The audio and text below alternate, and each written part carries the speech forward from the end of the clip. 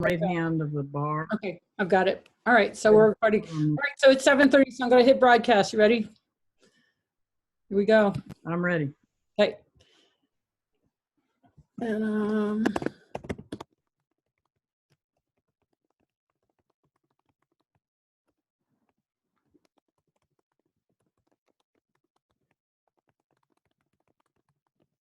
So, hi everybody. As you come on into the webinar, please just put in the chat where you're from. We always like to see where people are tuning in from.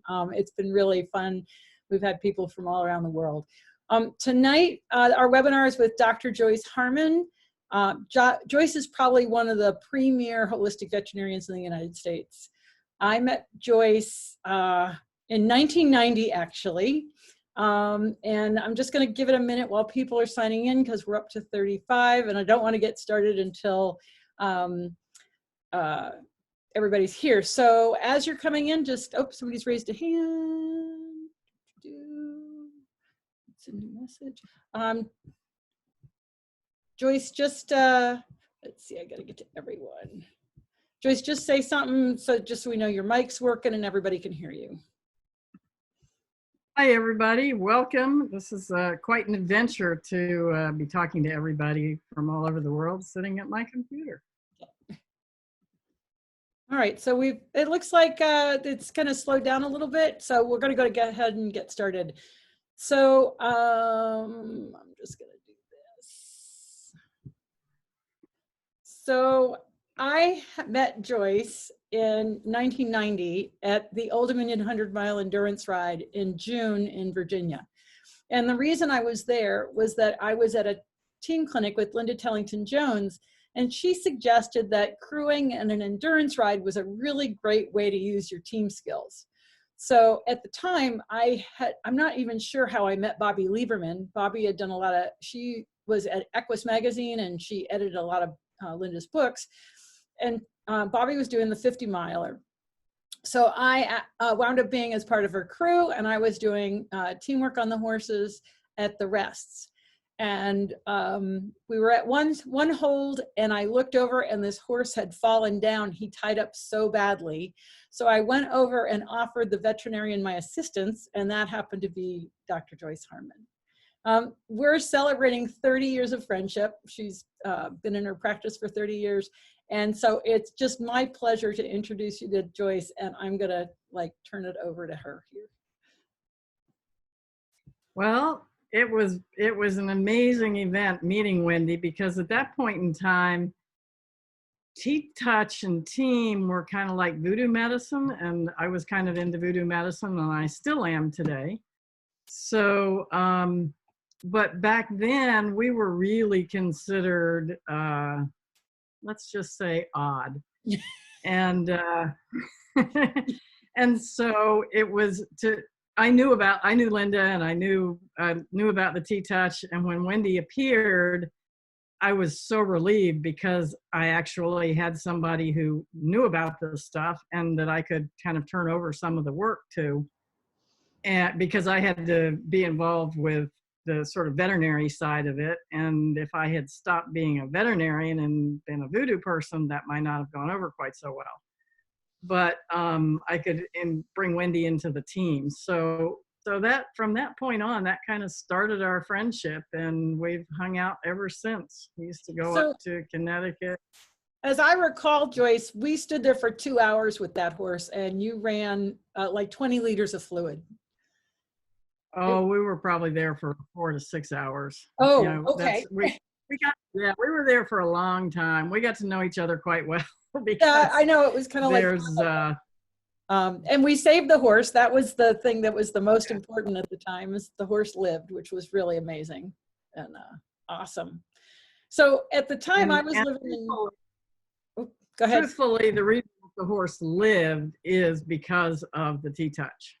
Because knowing what I knew as a veterinarian, this horse was really touch and go. So it was the T-touch and Wendy that really helped save the horse. So it was a cool beginning. Yeah. And at the time I was living in Connecticut, so I was a good 6 to 8 hours away. But I started coming down to Virginia, and I had another friend here in Virginia, Margie Youngs, whom I knew from when I had lived here before. And so Margie would have me come down and do workshops, and then Joyce started having me do some riding clinics at her place. And so then I'd come down and spend a couple of days, do a riding clinic, and go back to Connecticut. And so we had this kind of friendship for a long time. And then on 4th of July, I don't know if you remember what we used to do on 4th of July, I would have girls' weekend. And I'd get a whole bunch of my friends to come up to Connecticut, and we'd go into New York, and we'd go have fabulous dinners and go to plays and go to craft shows. One time we even actually went up to Nova Scotia. We caught the Blue Nose Ferry. I don't even think that's running anymore. And we went up to Nova Scotia to Olga Camo's, and we rode Icelandic horses. So that period of from 1990 to 1999 was a lot of sort of keeping in touch and my coming down. It was really hard to get Joyce out of Virginia to come up to Connecticut. But I didn't own any horses at the time. And so Joyce kept saying, when are you going to move to Virginia? When are you going to move to Virginia? And finally I decided I wanted to get a horse, and she said, you could keep it at my place. So that's what we did. I moved to Virginia. And I actually have Virginia. Oh, you kind of camped out in your horse trailer for a little while. I did. I bought a horse trailer and I camped out in my horse trailer, but I'm just gonna, so this is Andy, and this was my first horse post hiatus when I moved to Virginia. And so that's Joyce's barn, and he was just a delightful horse, and it started with one, right, Joyce? And then it kind of, yes, it went to multiply. 2. And actually there was another one in there. And then it kind of, actually that's 3, but there was 4 and 5 that kind of came and went. So Joyce was really good. She told me that this one had to live downstairs in the lower paddock, but he never spent a day in his life in the lower paddock. So, but Al's still there, and I'm just down to 1 horse, and he's an awesome guy, and I really love him. So, Joyce, tell us a little bit about your practice and what you do.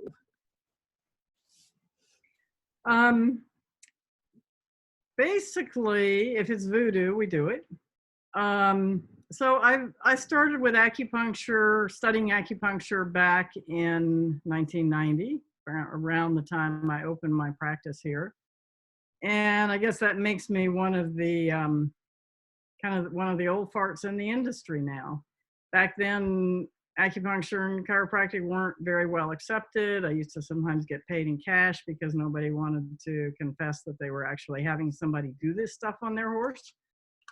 Now that doesn't happen quite so much because it's much more accepted, and people will even tell their veterinarians that they're having me work on their horse.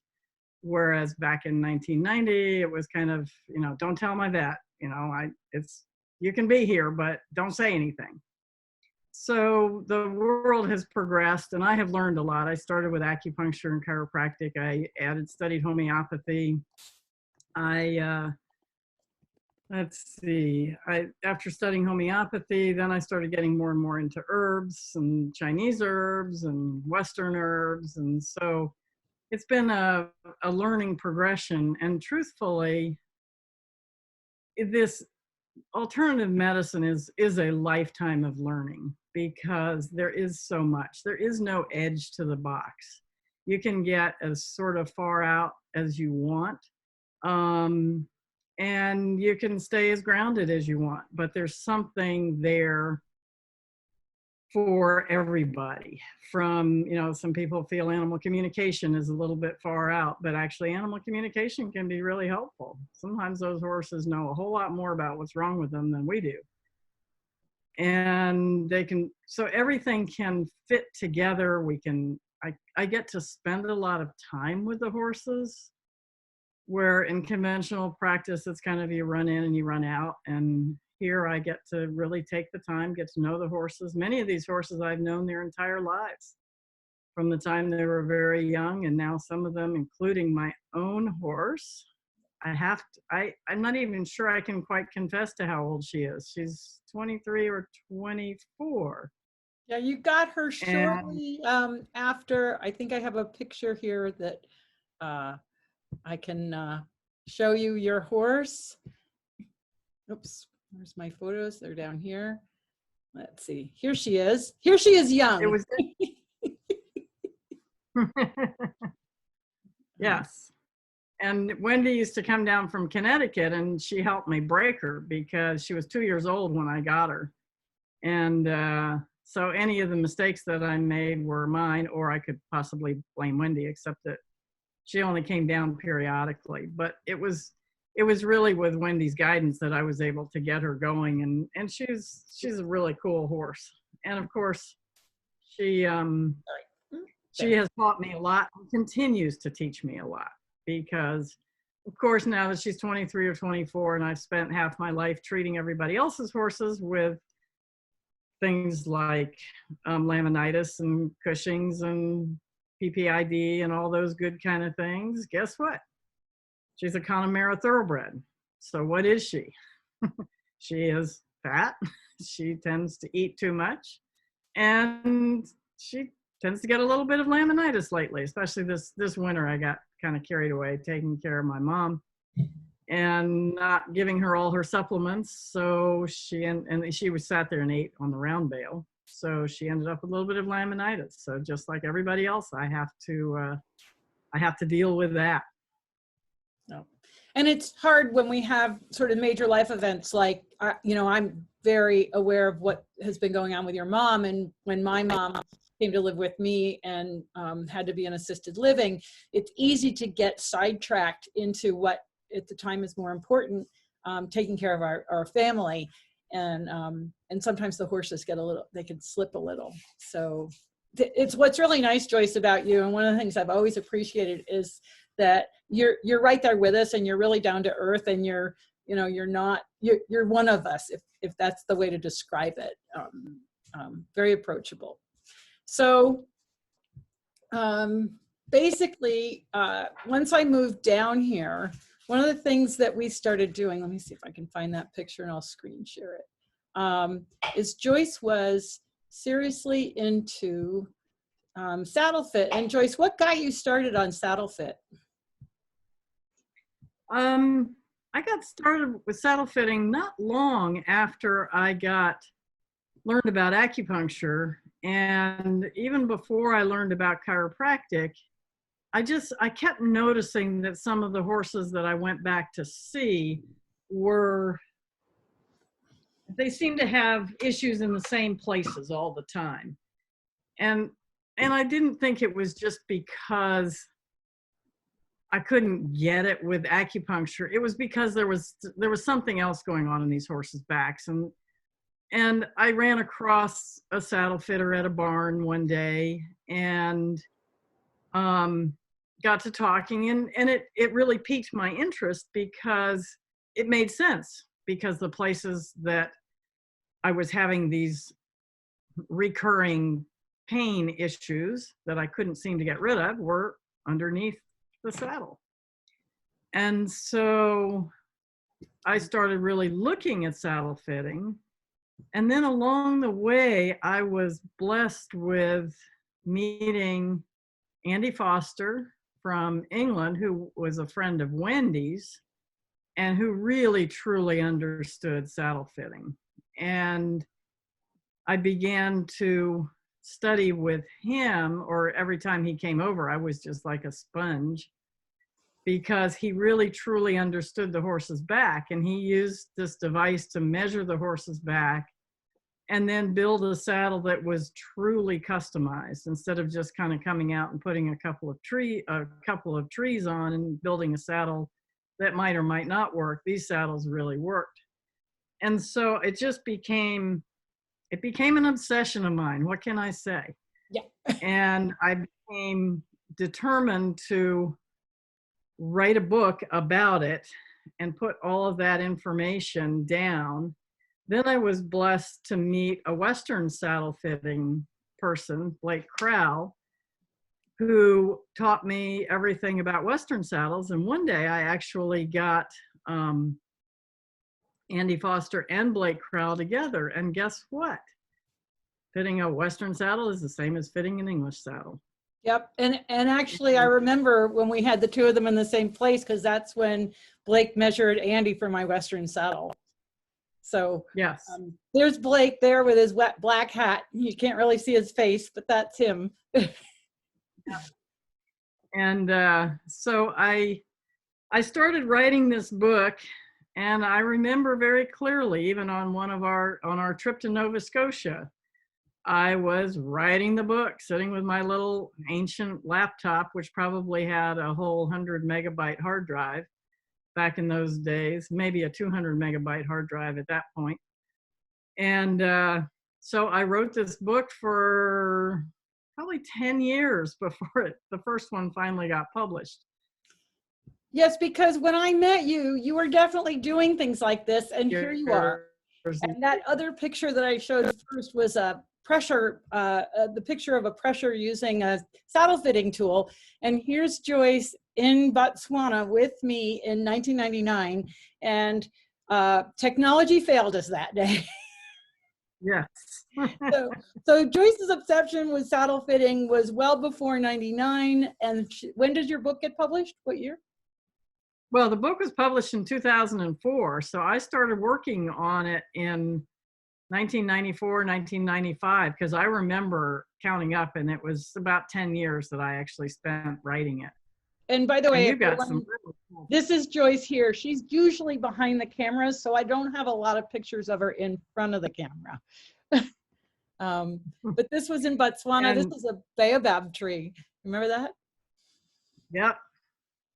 And so I had this one of the tools that I used to help learn about saddle fitting was this pressure sensor pad that Wendy showed the picture of.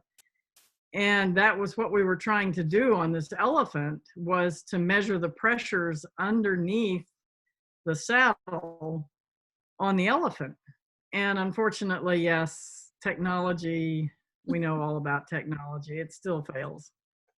Just to the key moment. So we didn't get pressures underneath the saddle, but we did get to ride an elephant, and that was pretty cool. That was really, really cool. So these are African elephants, and they're you have to handle them really carefully. And so it was quite special to be able to go there and saddle fit this elephant. And after we left, the princes came in. So this was a pretty big deal.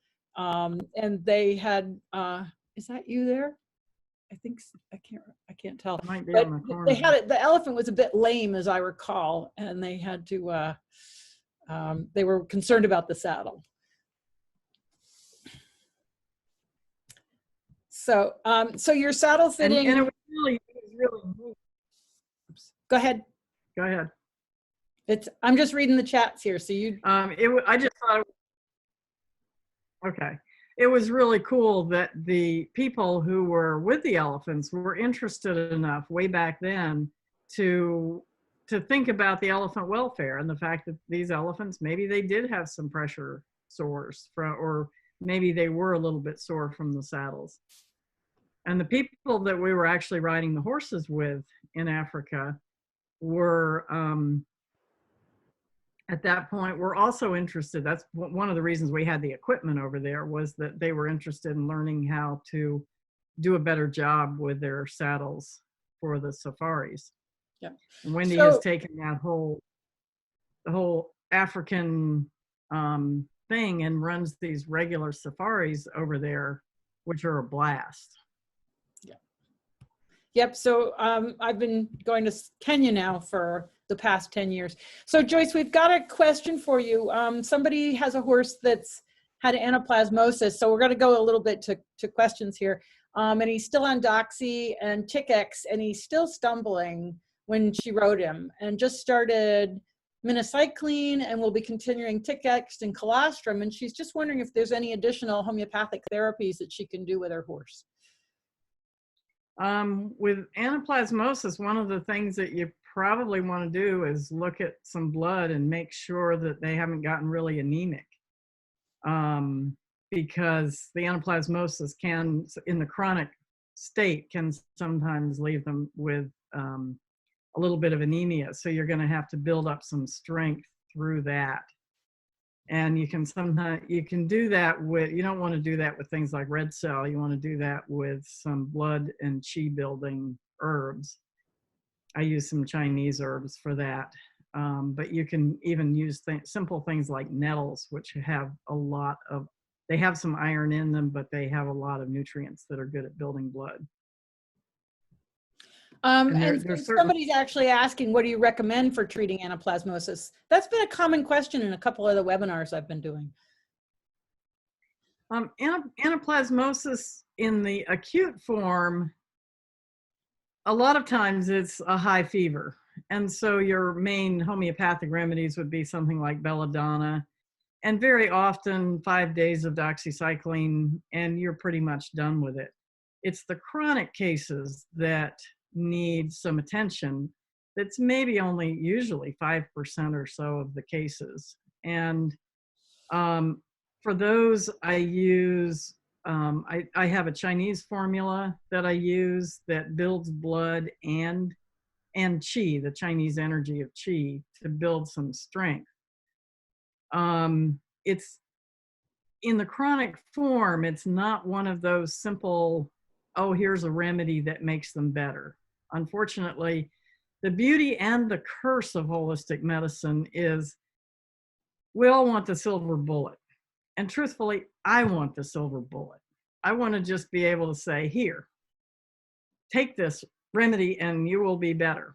And it just doesn't work quite that way.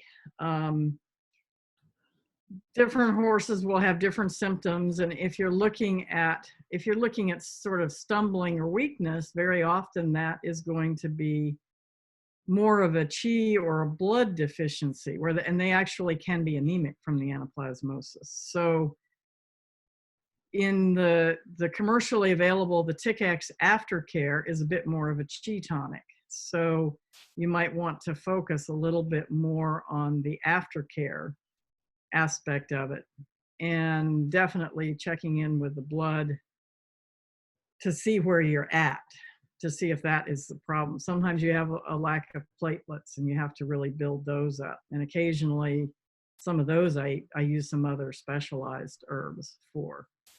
But that is the curse of holistic medicine. There isn't, for some things, there's things that work fairly consistently, but for the complicated horses that don't respond initially, then we have to really kind of tailor things to them. And that's, so, I do telephone consults to help people sort some of those things out. Yep. And so somebody's asked about your muzzle. So that's kind of a little later in the story. That's a more recent thing that you started to do, but tell us how you got into actually building a muzzle and a little bit about your Harmony Muzzles. Well, I think the muzzle, actually, I can blame on Brad. Brad's my guy. Yeah. As you were starting to work on the Surefoot, Brad came and said, you know, you could build a muzzle. It would be really easy, and you'd be able to put this together really cheaply, and you'd be able to make some money. Thank you, Brad. I'm sure he's here. So he said you're welcome. In the end, it was not really cheap to put it together. It's to find the right kind of plastic that's actually moldable at a safe temperature, that you can mold and shape to your horse's face, which was the idea. It turned out to be a very expensive project. In the end, I'm glad I did it, I think, most days. It's a great contribution to the horse world, because I wanted something, because my horse is insulin resistant, obese, and eats too much. I needed a muzzle. And the first time I put on the big typical black muzzle that everybody uses, she in one day refused to speak to me, and she would hide in the back of the stall and present me with her rear end. That was her opinion. So I was importing a muzzle for a while, and then that got difficult, and then Brad came up with this brilliant idea, so I followed that through. And she doesn't really mind the muzzle. anymore. And many horses, that's what they say, is they really don't mind wearing it. They aren't, you know, it's not their favorite thing, of course, but they don't object to it. And it's so important And that these IR horses are muzzled, because you always talk about eating chocolate. yeah, so, you know, you can go out in the pasture and you can eat chocolate. And if you eat too much chocolate, we all know what happens. And so at the same time, if we confine these horses into a small paddock, they don't get exercise. And more importantly, they don't get socialization. So they actually are more stressed. So for most horses, the muzzle is a way for them to be out and be more interactive with their friends and get a little bit of exercise. I've met horses that will not wear a muzzle at all. I've met horses that destroy every muzzle that's put on their face. And some of those horses you just end up having to confine. And that's, you know, we have to save these horses from themselves. Just as I would probably have to be saved if you put me in well, I don't think Hershey's chocolate would be my thing, but if you put me in a nice organic dark chocolate factory, I would need a muzzle too. Yeah.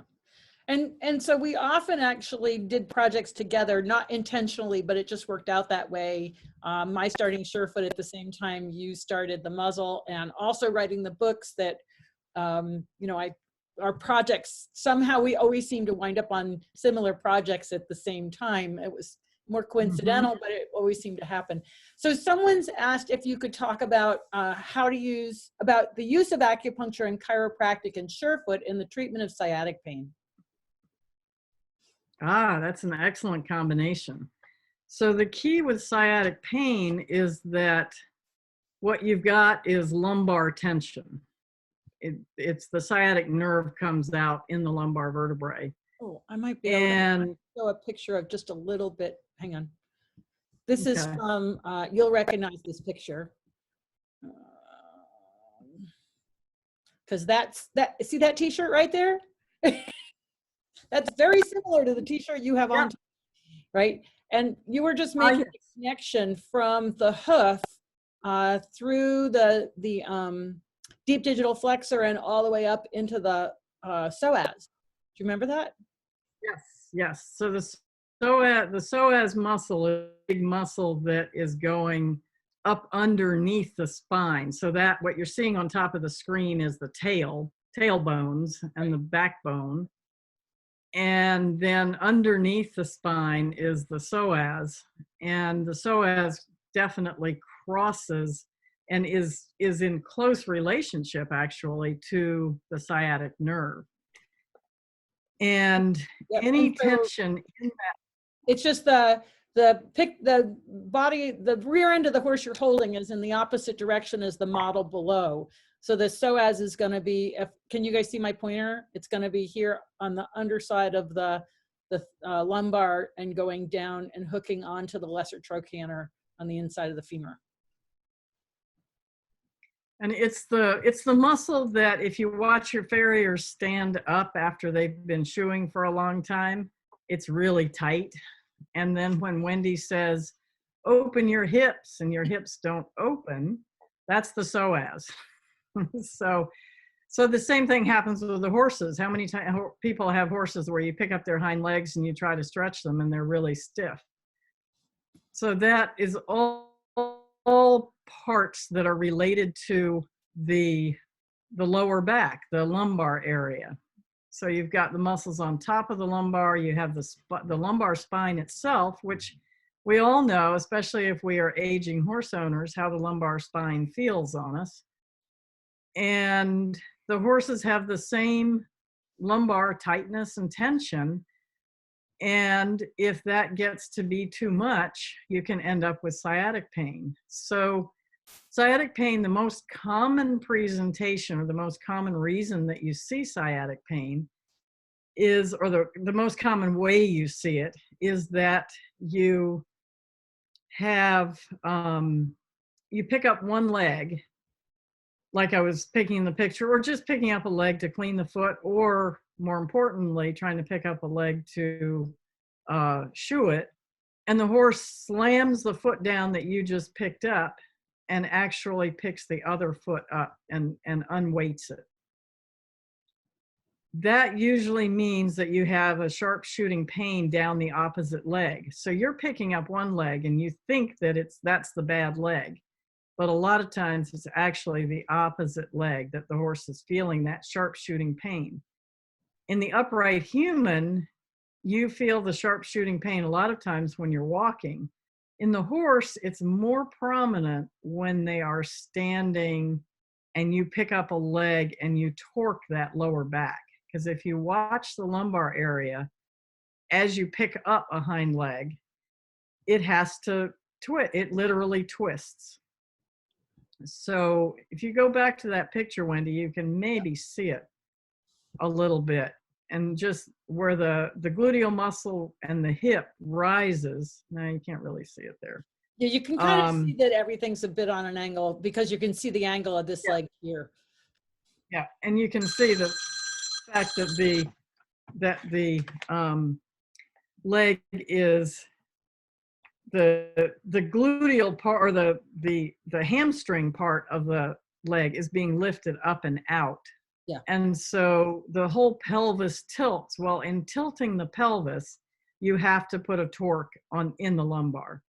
And that's when you see the worst part of the sciatic pain. So in order to treat that, it's very difficult to start with stretching because they can't stand on the leg that has the shooting pain. And you can have it on both legs or you can have it on one. So doing chiropractic, mobilizing the joint, there's many different terms that are used for mobilization now. We have chiropractic, we have osteopathy, we have spinal manipulation, depending on where people studied. But the idea is to get those joints moving properly so that that sciatic nerve is not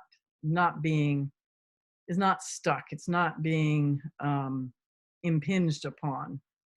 I don't really like the term pinched, but that's because it's not a correct anatomical term, but that's essentially the feeling that the horse is having.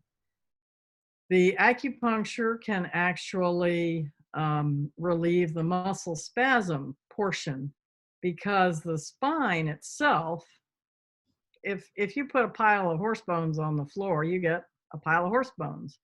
If I put giraffe muscles on the horse bones, it's going to look more like a giraffe. Kind of a weird looking giraffe, but a giraffe. If I put horse muscles on, it will look like a horse. If I tighten some of those horse muscles, then those bones can't move freely. So what we want is free movement of all the joints in the body. So the chiropractic, you can see the lumbar muscles behind the saddle in that particular picture. And these were, just as a little aside, I had taken a course way back in the early 90s of building a horse from the skeleton out with clay. And then I introduced that to Wendy, who jumped on it and thought it was fabulous and ended up teaching. And I think you still have some of those classes occasionally. I have field models, and one of these days I'll start teaching it again. I was actually thinking about doing something with the Zoom meetings and building out a model on Zoom. So well, that would be really cool, because you can, when you build it from the skeleton out, you really get to see how the muscles lay. Because most of the time we're looking at it from the outside and we really don't know what goes on close to the bones. So we did several of these classes together, and then Wendy started teaching them, and for me it was just a fabulous learning experience to really see John Zahorak, where the muscle is the man who created the whole idea of anatomy in clay. I did my first one, I think it was 99, and we had Sue Harris and you and Hillary Clayton and Andy Foster. And then later I organized 4 courses, so that they were just really powerful. Yeah, it's an amazing way to learn anatomy and really understand a horse. So, so we get back to our sciatic pain. Then once we have loosened up the spine and the muscles, so that the spine can stay moving, then we can begin doing some of our own stretching. The nice thing with incorporating Surefoot into that is that you very often will still have some resistance to picking up that leg. And when you go to pick up the leg and start to do some stretching and the horse feels a little twinge of pain, they tighten up the muscles that you've just paid the chiropractor and the acupuncturist to loosen. If they can get on the Surefoot themselves and they can move around, they can go into their swaying pattern, they can release the tension. If they need a short time or a long time, they can spend that. They can take over some of that tension release. And so if you get the body work done to set things in motion, then your audio just cut out. Then you'll be able to get to the point where you're back. Keep going. Oh, did you lose me? For a sec. Oh, okay. So what cut out? Just using the pads and putting the horse on the pads and letting him readjust, so then you can. Oh, then you can start to do your own stretching, because the horse at that point is comfortable and can handle the stretching. When they slam their foot down, you cannot hold it up. And you can't force that. And the Surefoot is one of the best ways around that I know of. Cool. So someone's asked if you use dowsing rods. I personally am not good at that, but I have plenty of, I think it's totally valid. I have a 50-gallon a minute well because I used a friend that had dowsing rods. And across the street, I had a 1.5-gallon minute well without dowsing rods. Well, but it's a totally valid way of working if that's what you're comfortable with. There's another question about doing blood work and whether or not it's of value on checking health and similar blood work like we do with people, like an annual physical. Yes and no. Blood work, if you use that as a data point, and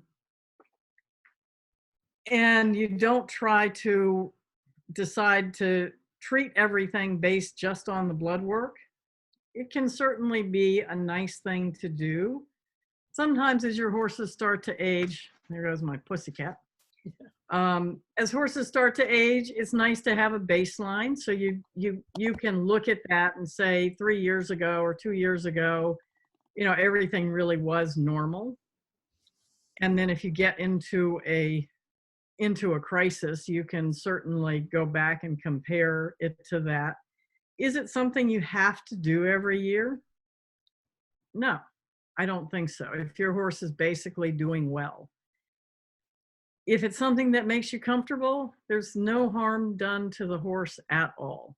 And so the harm sometimes comes from looking at things like Lyme titers, because Lyme titers can be high in a perfectly healthy horse because their immune system is dealing with it. And we don't want to go treating these healthy horses just because they have a high Lyme titer. Nor do we want to go and treat a horse who appears to be slightly anemic with something like red cell, which usually makes them kind of hyperactive and they aren't usually iron deficient. They're just running with a slightly lower red cell count than some other horses. I'd rather give some herbs or some nutritional supplements at that point. So if you can take your blood count and put it into all the rest of the data you have with your horse, then it's fine. If you're the kind of person that you see one thing that's a little bit out of line and you feel like it's got to be treated, but your horse is doing beautifully at whatever sport you want to do, then maybe you shouldn't take blood quite so often because it'll make you crazy. Do you think there's value in the stem cell therapy? The stem cell therapy for tendons and ligaments? They haven't specified, but probably.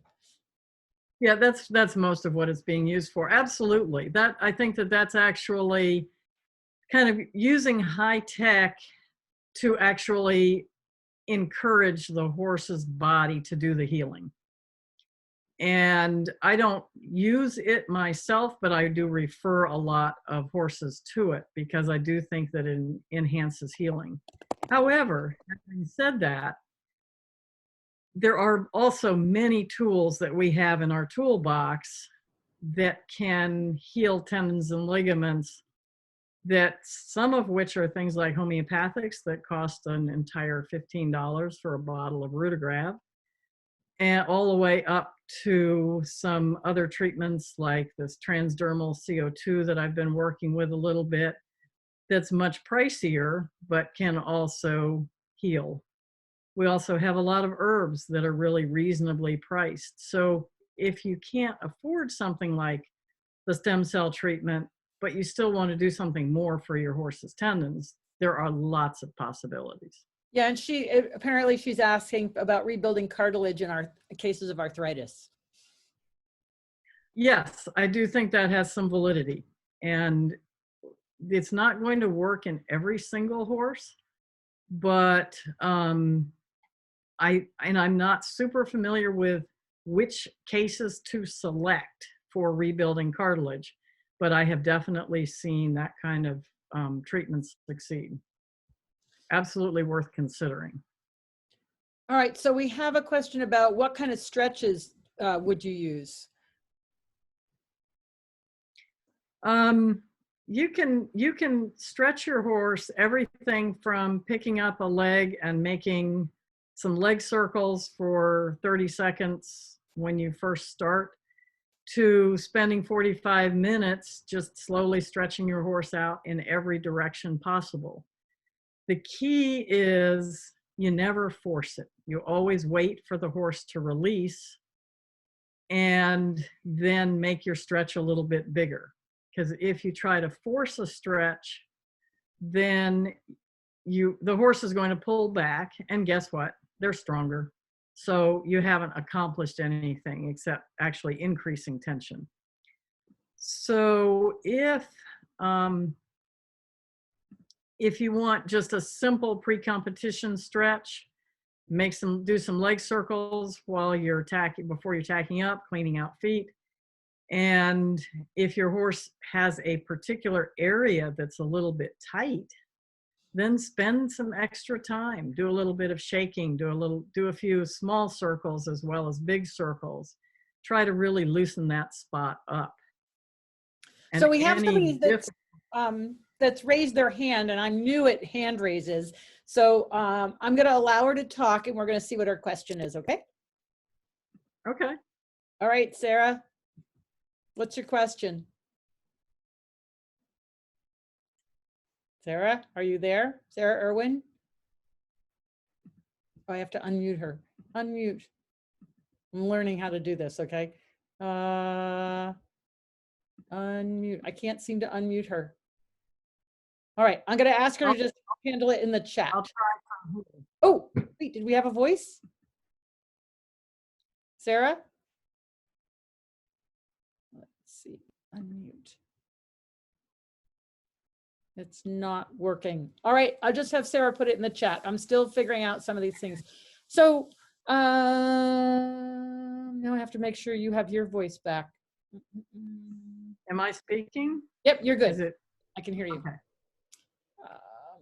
So I'm still learning the difference between webinars and meetings, and raising hands is something I have not figured out yet. But I'll just put it in the chat there and see if she can ask her question that way. Okay. Yes, all this technology it really is pretty amazing, but it does require a learning curve. Yeah.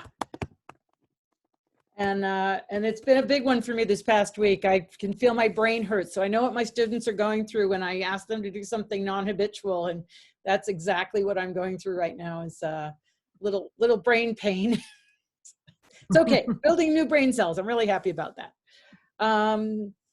So somebody was asking about their horse has an old rope injury around the neck and she tends to hold it very stiff. Have you worked with anything similar to this, and what would you do? Oh, yes. The old rope injury itself, if there's a lot of scar tissue, the homeopathic remedy silica given a couple of times a week for a month or so really helps break down the scar tissue, but also get your hands in there. And you don't have to have fancy training to just gently begin to kind of work on that scar tissue. Doing stretches, neck stretches, carrot stretches, and absolutely most of those are going to need some kind of chiropractic and manipulation because they've usually have damage to the tendons and ligaments that are right next to the spine. So they are stiff and they really need it worked out, but they usually respond really well. Yeah. So somebody's asking about loosening muscles and tendons and how then is the fascia involved, but maybe you could talk about that in relation to using SureFoot pads.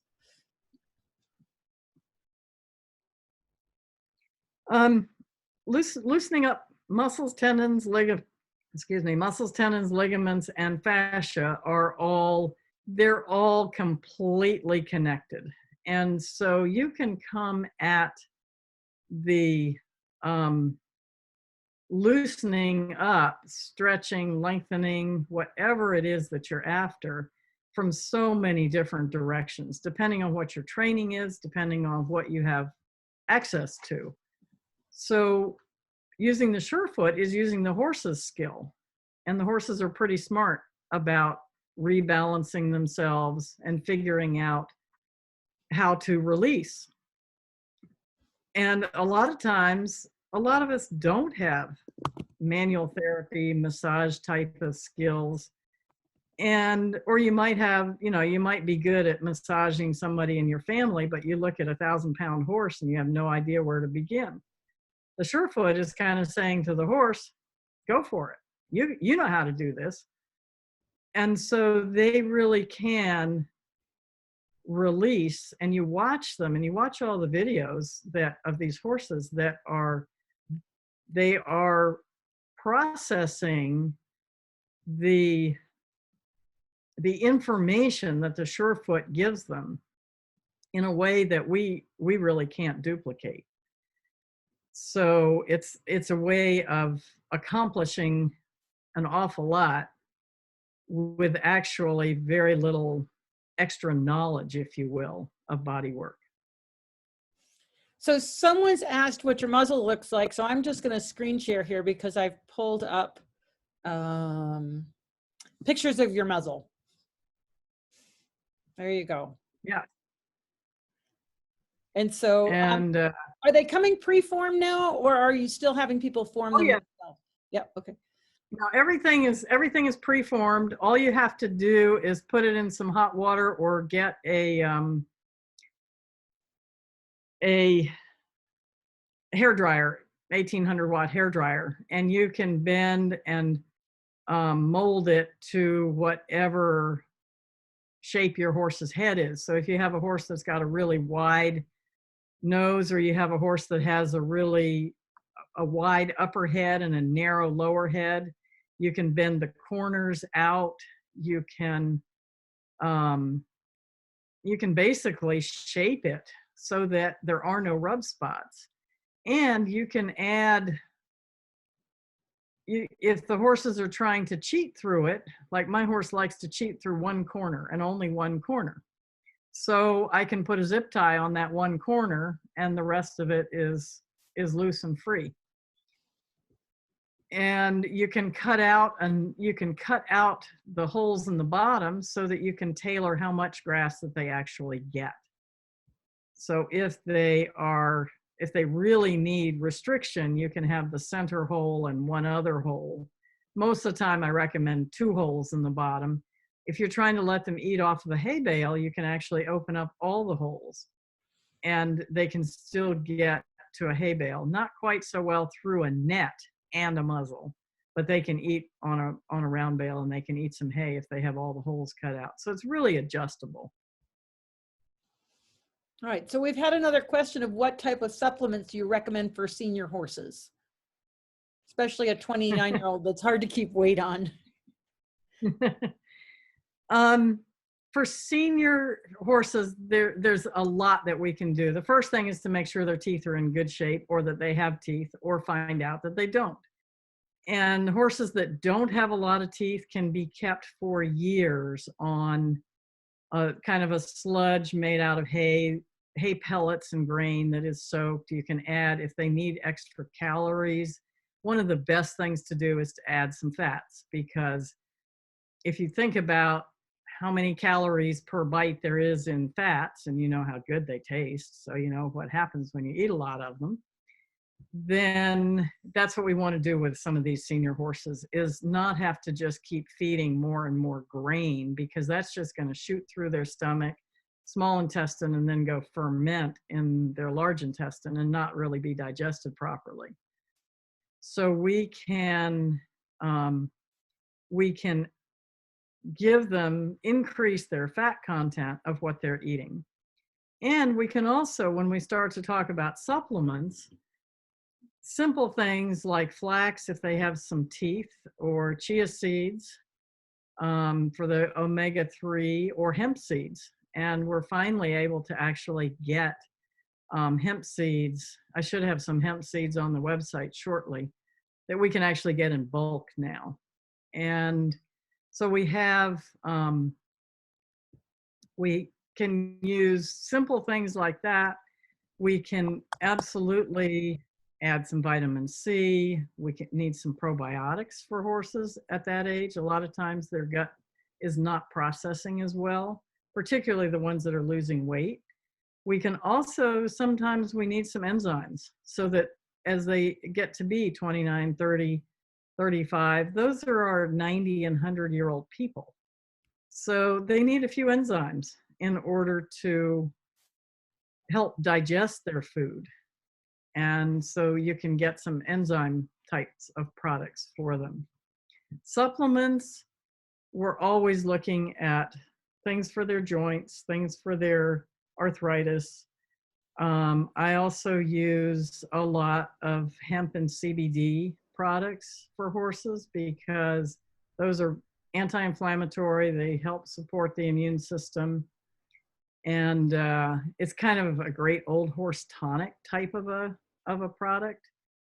Curcumin or turmeric can also be that way, but you have to watch a little bit with turmeric, because it can be a very warming and somewhat drying herb. So if you live in parts of the country, like in the high mountains in Colorado, or high dry places, curcumin is not such a good supplement. Here in our damp country in the Virginia, it can be a great supplement, because it's anti-inflammatory, it supports their immune system, and is a good kind of old horse tonic, if you will. And beyond that, there's lots that you can add depending on what that individual horse needs. So let's talk about laminitis, since we're coming into laminitis season. And somebody's asked about a product remission, but I think you should also talk about your mare and how you use the FOOT pads to help her with this recent bout of laminitis. Yes. And I don't know if I can, don't know.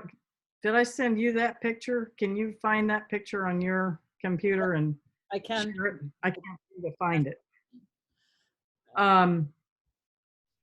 So my horse got some laminitis this winter, and it was from standing there eating round bale nonstop, 24/7, and me not able to give her supplements every day.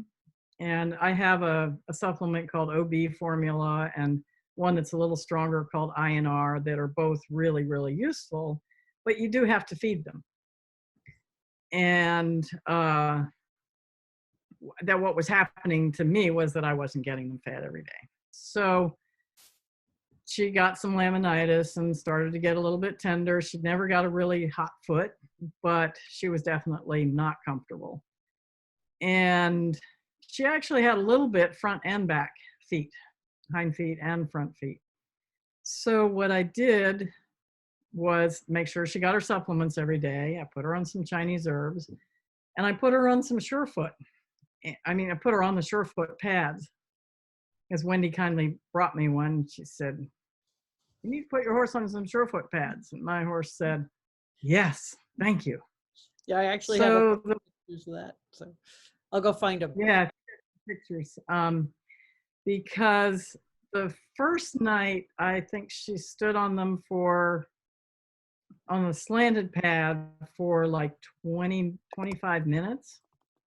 The next night, she stood on them for an hour and a half. And in that time, Wendy moved her horse in and out of his stall. We were hanging out in the barn, kind of talking. The lead shank was dropped on the ground. My mare did not move. Finally, she kicked off one of them and stayed. I was ready to go get my computer so I could do some work, because she was not moving. She wanted to be on that pad. And so that was the second night. The third night, she stood. I was all prepared. I had my computer. I was ready to put my feet up and work. And after about 20 minutes, she said, "I'm done." Walked off, didn't want them anymore. The next night, she had no interest in them at all. And in that time frame, she got significantly better. There's no question that that she was more comfortable immediately after standing on them. And her choice was to stand there for a long period of time. No, I can't find them. So then recently, of course, the spring grass is coming out, and I've been feeding her supplements faithfully, but she has other ideas. And every time I look out, the other two are still kind of hanging out with the hay bale. Every time I look out, she's out on the little bits of spring grass that are there. And so she's starting to get a little tender again. And so last night I put her on the night before last, I put her on the Surefoot pads, and she stood on two of them. And this time I was actually, because I didn't have a ton of time, I was grooming her, removed half of a horse from her body, and she was just still sitting there. And then 2/3 of the way through the grooming thing, she kicked one pad off. She kicked her left front pad off and just stood on the ground and kept her right front on. I had no lead shank hanging on the ground. And she walked off much more comfortable. So last night I stuck her on the pads, and she said, they're okay, and really did not have a whole lot of interest in them. So to me, that was in January, these pictures, Joyce, when the first time. And see the lead shanks hanging out on the floor, and we walked around, she played with me a little bit. We moved horses. Wendy went out and brought her horse in. I think you actually turned him back out. Yeah, and she didn't go anywhere. And he had to walk past her. His stall is down there on the right. He had to walk right past her. She had no interest in leaving. It's mud all over her head, by the way. Yeah, it was January. That's why I thought it was more recent, but this was back in January. So yeah. Not a time when you typically think of a horse having laminitis. No, but she had been eating a ton of hay.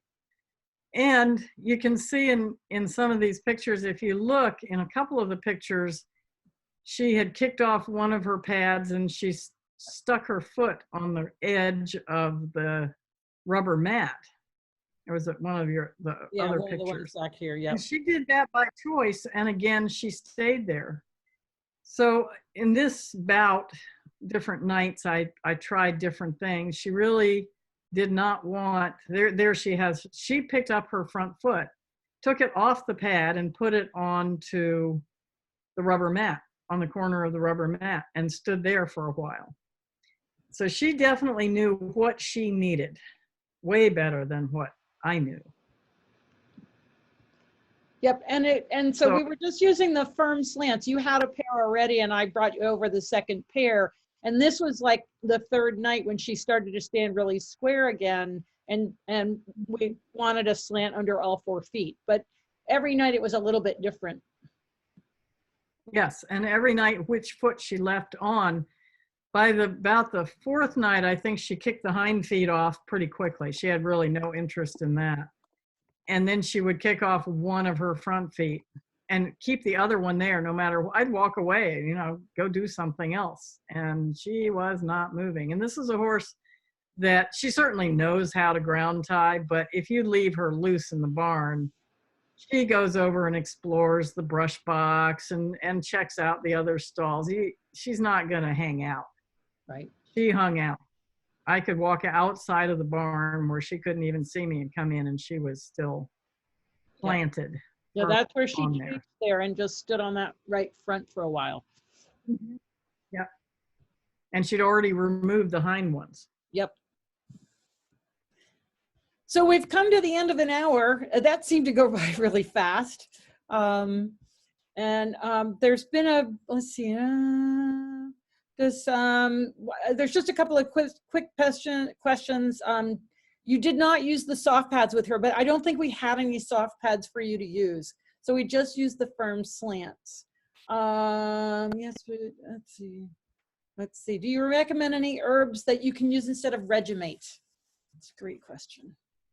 Yes, for the mares that are having issues with cycling, there's a couple of different things that you can do. There are, like Hilton Herb has a product called Easy Mare that's really good. And there's also a really cool natural hormone called Serene, or Serene by Nature, which is on my website.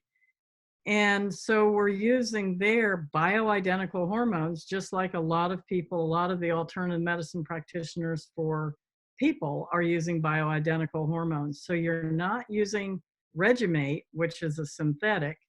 You're using, it's in the online store. Oh, okay. You're using a bioidentical hormone. And that, for some of the mares, has turned them around so that they don't even need to live on it. It's there on that that bottom or up in the top left corner right now. That to me is a really exciting product, and some of the mares that we've put on it for a season, like the spring season or sometimes for 6 months, actually it rebalances and helps their whole hormonal system. And it's not like you end up having to keep them on products. And so somebody asked about raspberry leaves. Raspberry leaves can be helpful for some horses. Raspberry leaves by themselves, a lot of times, are really not enough. If all you need is raspberry leaves, go for it, by all means. What you'll see with a lot of herbs is that herbal medicine really is a formula type of medicine. And it's the combination and the synergy of everything working together that makes the most effective products. And the skill of the combination, some products are going to be better than others because some of the herbalists or the people putting together the products have more training than others. So I always look at companies where their formulators have experience so that you're doing the most appropriate thing. But if an individual horse only responds and to a single herb or only needs a single herb, there's no reason at all not to do that. So we're coming to the end. We've been here for a little over an hour. I didn't realize, Joyce, that you have Al on your homepage, and it's really nice. There he is right there, his big cheery face. That's Al when he was first learning to fox hunt. Yeah. And so I had a couple of pictures that I could share on my screen. Sure, let me stop screen share over here. And I can. It feels like we could keep this conversation going for a long time. Of course we have, for 30 years. Yes. So let's see. Okay, right now we have a black screen.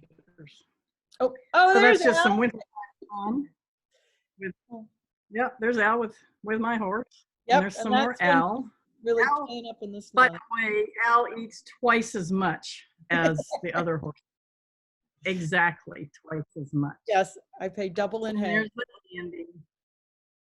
Oh, Andy there's that. pony. That's a fabulous picture. So that was my Christmas present one year from Brad. He got Joyce to take that picture. And of course, Joyce has Highlands. I was going to show a picture of Highlands, and that's what's on her t-shirt. And she said, And that was Al saying hi to a bull. And yeah. that's a really sweet bull. But they had a little conversation. And there's a good African picture. Oh, yeah. Somewhere in there is a Wendy. I'm not quite sure where. It was taken from a very long ways away. Yeah. All right, Joyce. So I think we're going to have to do this again. What do you think?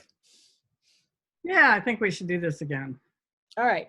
So we're going to sign off now. Thank you, everybody, for joining us. This has been great to have you with us, and great questions to kind of that. And that's how these webinars are going, that they're rather informal, and some people I've known longer than others, obviously, and so we have more backstories. But you know, it's really about what you're interested in, and keeping things light while we're going through this time.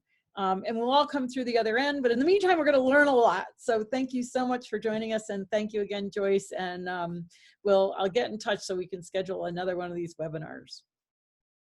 Great. Thanks for putting this together. It's a lot of fun to share. Yep. Y'all take care, be safe, and be well. Bye.